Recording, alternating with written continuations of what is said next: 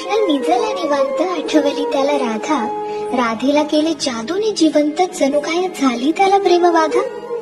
समोरून आली रुक्मिणी, कृष्णासंग राधास पाहिली. डोळे झाले लाल लाल, म्हणे मी कृष्णा सोडून चालली. कुठे गेली रुक्मिणी कुणास बाई ठाऊक, कृष्ण भटकतोय तिला शोधत, होऊन व्याकुळ भाऊक. पोहोचला बाई कृष्ण शोधत तिरी चंद्रभागेच्या, आणि रुक्मिणी दिसली दिंडी वनात पंढरीच्या. कृष्ण म्हणवितो रुक्मिणीस, पण ती रुसलेली फार.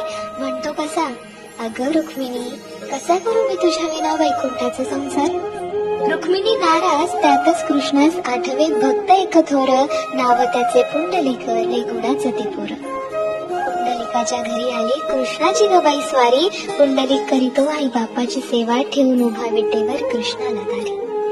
वाट पाहता पाहता कृष्णाची मूर्ती राहिली, विटेमुळे विठ्ठल त्यासी प्रचिती जाळली. 28 युगे झाली लांब उभी राहुनी, रुक्मिणी रुसवातो घरी, अवघ्या भूमंडळाचा संसार बघत विठ्ठल उभा विटेवरी.